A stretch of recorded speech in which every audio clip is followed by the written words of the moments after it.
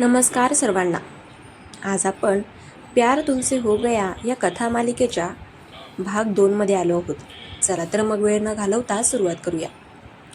तिसऱ्या दिवशी सकाळी काव्याच्या अलार्मचा आवाज झाला तेव्हा तिला डोळे उघडणे जीवावर आले होते. रात्रभर तिच्या डोळ्यांसमोर फक्त सत्यजितची केबिन, तिथली ती शांतता आणि त्याच्या कामाप्रती असलेली निष्ठा हेच फिरत होते. तिने स्वतःला आरशात पाहिले आणि गालावर हलकी चापटी मारून स्वतःला सावरले. काव्या, तू तिथे फक्त एक प्रोजेक्ट पूर्ण करायला जातेस, त्याच्या आयुष्यात विश्लेषण करायला नाही, तिने स्वतःला बजावले. तिने आपली बॅग उचलली आणि घराबाहेर पडली. ऑफिसमध्ये पोहोचायला तिला आजही 2 मिनिटे उशीरच झाला होता. पण यावेळी रिसेप्शनवर तिला कोणी अडवलं नाही. उलट रिसेप्शनिस्टने तिला एक छोटा बुके आणि एक पाकिट दिले. काव्या गोंधळली. तिने ते पाकिट उघडले. त्यामध्ये सत्यजितच्या हस्ताक्षरात लिहिलेले होते, आज दुपारी आपली फील्ड व्हिजिट आहे. एका क्लायंटच्या साईटवर जायचे आहे.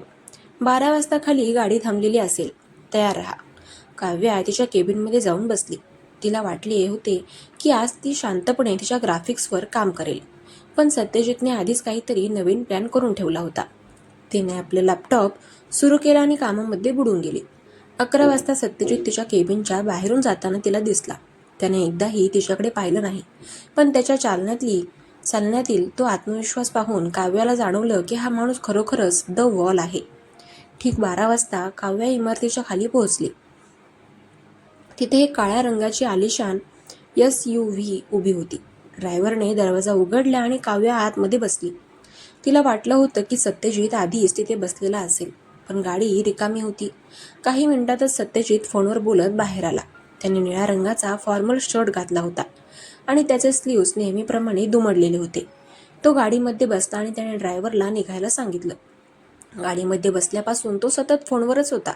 त्याच्या बोलण्यावरून कुठेतरी मोठी सुरक्षा यंत्रणा बसवण्याबाबत चर्चा सुरू होती. काव्या खिडकीबाहेर पाहू लागली. तिला त्याचे इतके कामात असणे थोडे विचित्र वाटत होते. तुम्हाला वाटत असेल मी खूप बोरिंग आहे, बरोबर? अचानक सत्यजितने विचारले. त्याचा फोन आता खिशात होता. काव्या थोडी दचकली.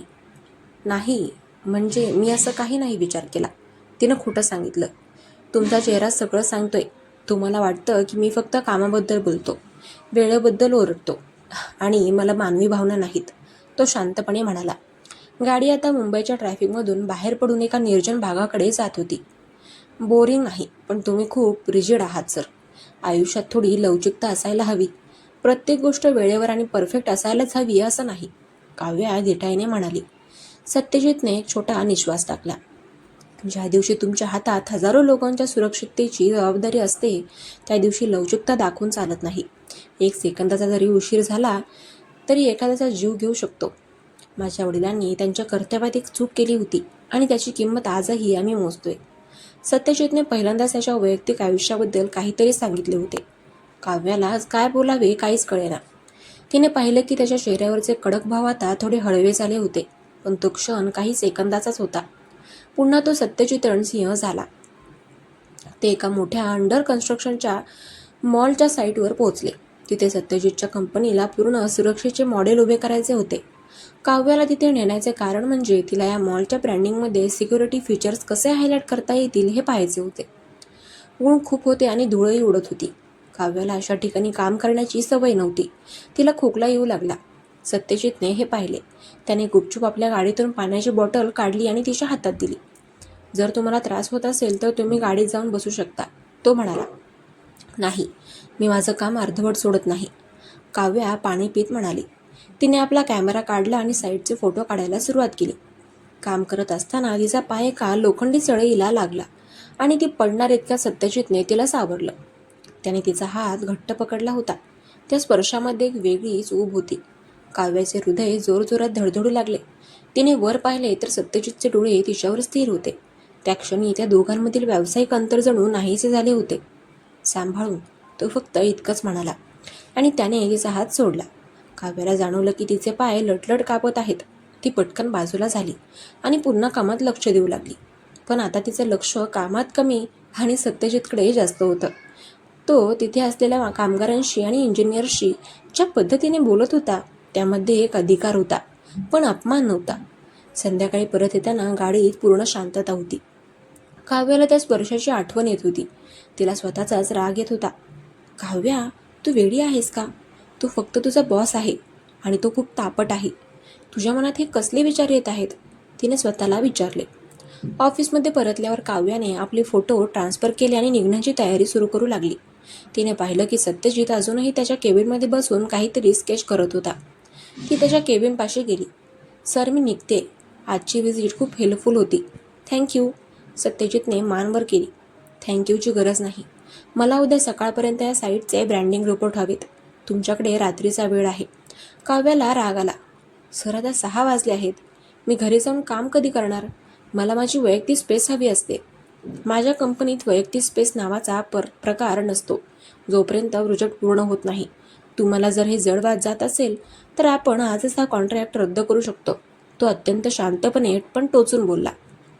काव्याने त्याचे शब्द ऐकले आणि तिची तळपायची आग मस्तकातच गेली. तिने आपली बॅग टेबलावर आदळली. ठीक आहे, तुम्हाला रिपोर्ट हवाय ना? मग मी आत्ताच इथे बसून तो पूर्ण करते. पण लक्षात ठेवा, हे मी तुमच्या दहशतीमुळे नाही तर माझ्या कामावरील प्रेमामुळे करते. सत्यजितने काहीही उत्तर दिले नाही. तो पुन्हा आपल्या फाईलमध्ये बघू लागला. काव्या तिच्या केबिनमध्ये गेली आणि रागाच्या भरात काम करू लागली. रात्र होत गेली. हळूहळू ऑफिसमधील दिवे मालवू लागले. फक्त 2 केबिन्समध्ये दिवे सुरू होते. एक सत्यजितची आणि दुसरी काव्याची. रात्रीचे 9 वाजले होते. काव्याचे डोळे आता थकू लागले होते. अचानक तिच्या केबिनचा दरवाजा उघडला. सत्यजित हातात 2 सँडविच आणि कॉफी घेऊन उभा होता. भूक लागली असेल ना? हे घ्या. त्याने ते टेबलावर ठेवले. काव्याने त्याच्याकडे पाहिले. तिचा राग अजूनही निवळला नव्हता. मला नकोय. मी माझं काम संपवून घरी जाऊन जेवण करेन. काव्या, राग कामावर काढू नका. शरीराला अन्नाची गरज असते आणि हे सँडविच मी स्वतः बनवले आहेत. कॅन्टीनमधून आणलेले नाहीत, सत्यजित म्हणाला. काव्या अवाक झाली. तुम्ही सँडविच बनवता? हो, कधी कधी स्वतःला शांत ठेवण्यासाठी मी कुकिंग सुद्धा करतो. आता गप्प बसून हे खा, नाहीतर काम चांगलं होणार नाही, असं म्हणून तो तिथेच एका खुर्चीवर बसला. त्या रात्री त्या शांत ऑफिसमध्ये त्या दोघांनी एकत्र सँडविच खाल्ले. पहिल्यांदाच त्यांच्या कामाव्यतिरिक्त इतर विषयांवर चर्चा झाली.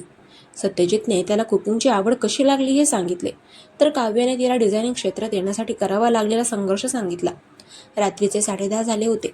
चला, आता खूप उशीर झालाय. मी तुम्हाला घरी सोडतो, सत्यजित म्हणाला. नको, मी टॅक्सीने जाईन, काव्याने नकार दिला. मी विचारलंच नाहीये.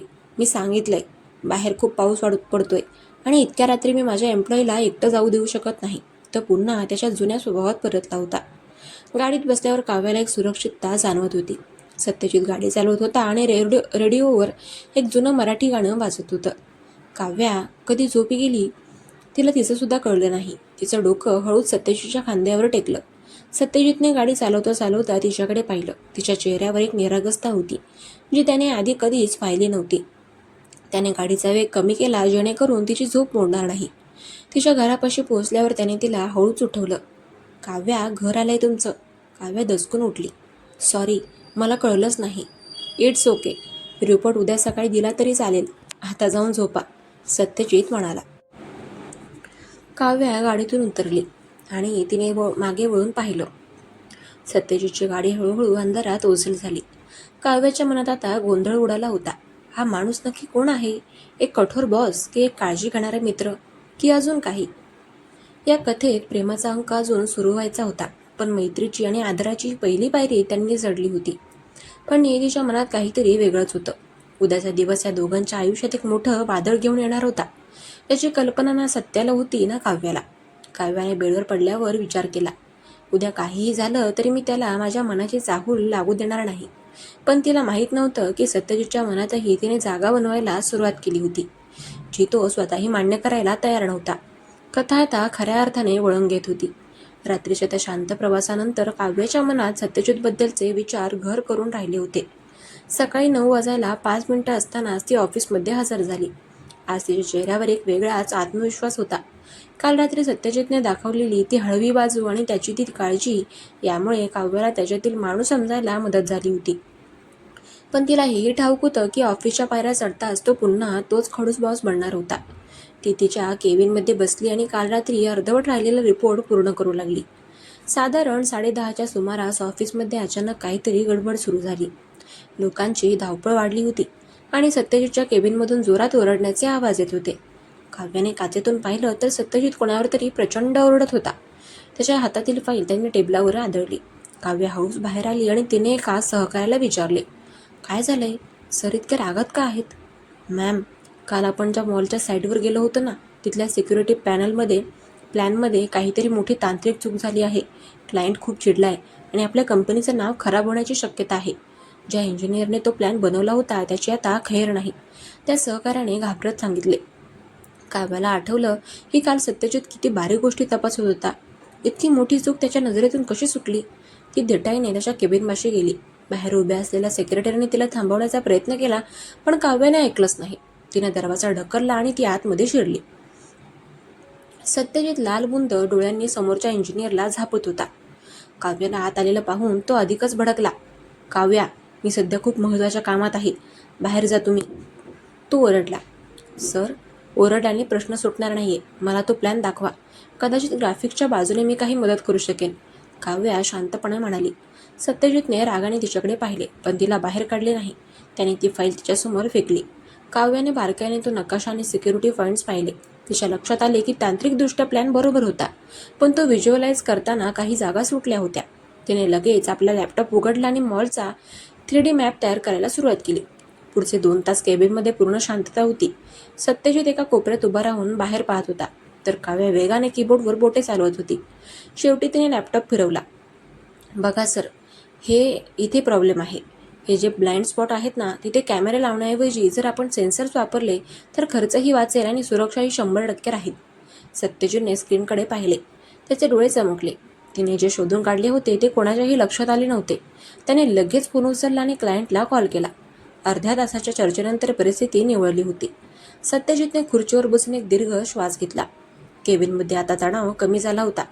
तो इंजिनियर बाहेर गेल्यावर सत्यजितने काव्याला पाहिले. थँक्यू, तो दबल्या आवाजात म्हणाला. काय म्हणालात सर? ऐकू नाही आलं नीट, काव्याने मुद्दाम कोळसाळपणे विचारलं. सत्यजितच्या ओठांवर एक पुसटसं हास्य आलं. वेळेवर मदत केल्याबद्दल धन्यवाद, पण याचा अर्थ असा नाही की तुम्ही कधीही माझ्या केबिनमध्ये परवानगीशिवाय येऊ शकता. कधीच बदलणार नाही ना तुम्ही? कोणाचं कौतुक करणं तुमच्या स्वभावातच नाहीये, काव्या हसत म्हणाली. स्वभाव बदलायला वेळ लागतो काव्या, आणि मी अशा क्षेत्रात आहे जिथे भावनांना महत्त्व दिलं की घातच होतो, सत्यजित गंभीरपणे म्हणाला. दिवसभराच्या धावपळीनंतर संध्याकाळी सत्यजितने सर्व कर्मचाऱ्यांना लवकर घरी जाण्यास सांगितले. त्याने काव्याला बोलावले आणि विचारले, आज खूप काम झालंय, थकला असाल, कॉफी घेणार का? तुम्ही बनवलेली असेल तर नक्कीच, काव्याने उत्तर दिलं. ते ऑफिसच्या छोट्या पॅन्ट्रीमध्ये गेले. सत्यजितने कॉफी मशीन सुरू केली. काव्या, तुम्हाला कधी असं वाटलंय का की तुम्ही चुकीच्या जागी आहात?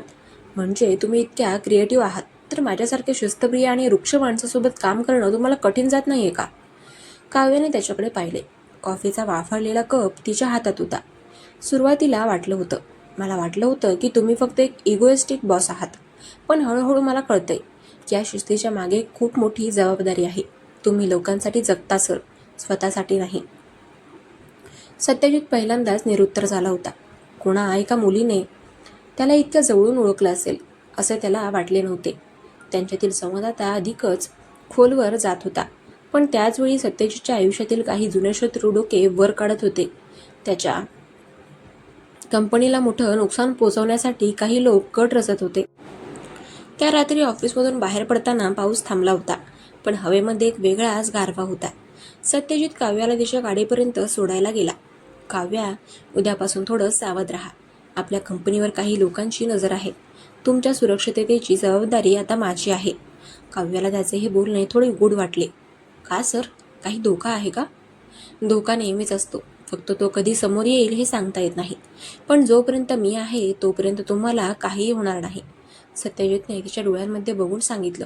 त्याच्या त्या वाक्यामध्ये एक वचन होते, एक आश्वासक ताकद होती.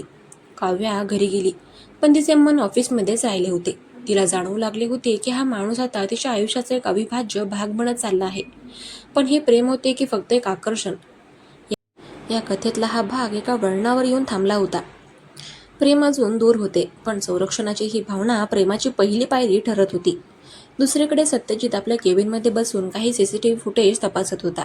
त्याच्या चेहऱ्यावर पुन्हा एकदा तोच करारी भाव आला होता. त्याला माहीत होते की काव्याला त्याच्या आयुष्यात सामील करून घेणे म्हणजे तिला संकटात टाकणे आहे. पण आता मागे फिरणे त्याच्यासाठीही अशक्य होते. या कथेचा प्रवास आता अधिक रोमांचक होणार होता. काव्यावर येणारे संकट आणि सत्यजितने केलेले तिचे रक्षण हे पुढच्या भागात पाहणे महत्त्वाचे ठरणार होते. पण तूर्तास दोघांच्याही मनात एक नवी पालवी फुटली होती, जी ते दोघेही मान्य करायला घाबरत होते. आता पुढे काय होईल हे तर आपल्याला पुढच्या भागातच कळेल. तोपर्यंत बघत राहा आपली ही कथा मालिका.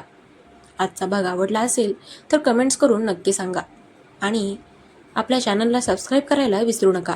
भेटूया उद्याच्या भागात. चलो.